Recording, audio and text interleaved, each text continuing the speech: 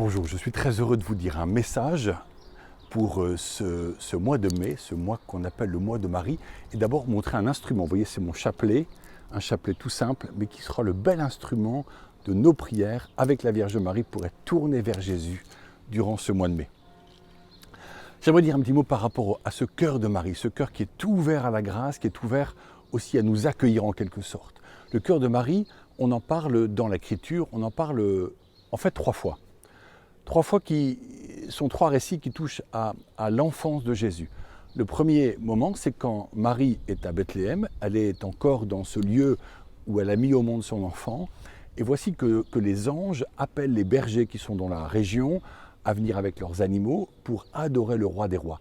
Et devant cette scène, au fond, très champêtre, un peu étonnante, Saint Luc nous dira que Marie gardait en son cœur toutes ces choses. Le second récit, c'est quand Joseph et Marie vont obéir à la loi religieuse, et ils vont aller au temple de Jérusalem, ils vont aller là-bas pour présenter leur enfant à Dieu, le consacrer à Dieu. Et là, ils tombent sur un homme, un vieillard Siméon, un homme qui attend depuis longtemps de voir le Messie. Et quand il voit cet enfant, il reconnaît que c'est lui. Et il s'exclame en quelque sorte sa joie, mais il va aussi dire à Marie, un glaive va te transpercer le cœur. Et la troisième scène, c'est un peu plus tard, Jésus a 12 ans, Joseph et Marie l'emmènent à Jérusalem, en pèlerinage, comme il se fait habituellement.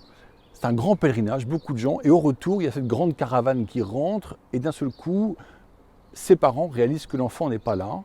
Ils vont faire demi-tour, retourner au temple, le chercher, et finalement le trouver parmi les docteurs de la loi, donc les gens un peu savants, un peu érudits, où ils discutent. Et alors là, Marie, bien sûr, exprime son inquiétude de maman, c'est bien compréhensible.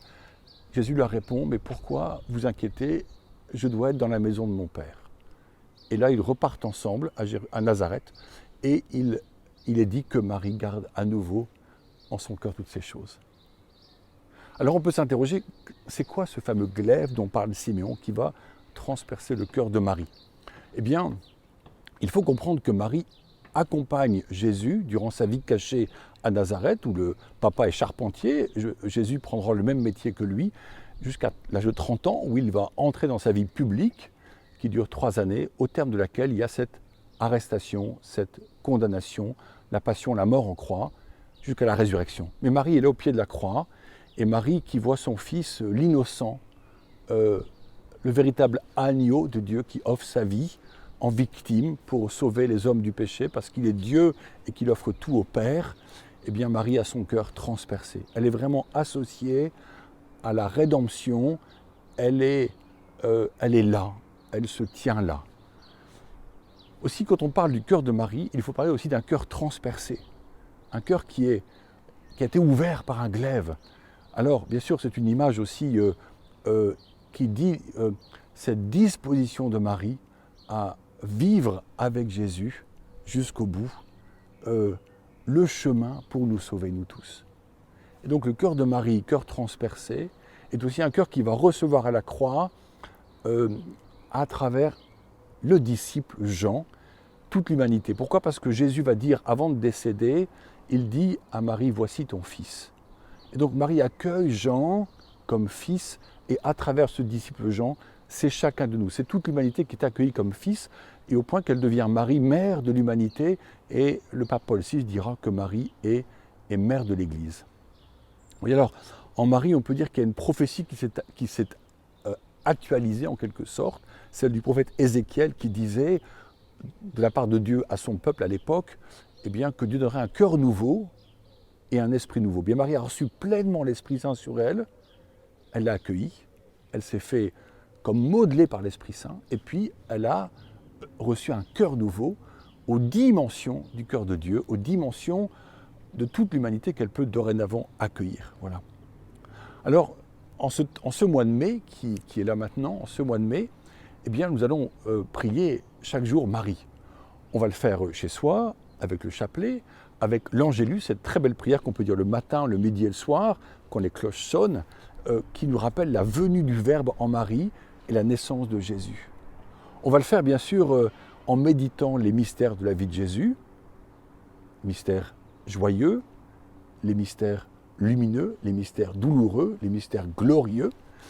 On va le faire en pensant à l'humanité qui est autour de nous, aux hommes et aux femmes qui nous entourent. Ça peut être des membres de nos familles, des amis, des inconnus aussi. Beaucoup sont morts du virus, d'autres raisons. Beaucoup de familles sont donc endeuillées. Il y a aussi des malades, des gens qui attendent une rémission. Il est important que nous les prions et que nous les confions à Marie, comme on le fait à Lourdes. Tous ces malades qu'on présente à la Vierge de Lourdes. Et puis, on va le faire aussi pour l'Église, en demandant pour l'Église des vocations comme Marie qui se consacre à Jésus. Notamment des vocations consacrées dans le célibat. Ça peut être des laïcs qui ont une vie de travail habituelle, mais qui sont consacrés dans le célibat pour le royaume. Ça peut être des moines et des moniales qui rejoindront un monastère.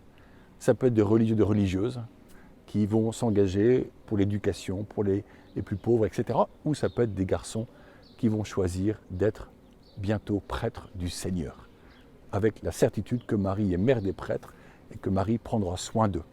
Alors je vous souhaite un très heureux mois de mai de prière dans vos paroisses, dans vos familles, dans vos maisons. Soyons un peu inventifs, mais pensons que nous avons une mère maternelle merveilleuse qui nous accompagne. Voilà, bon mois de mai.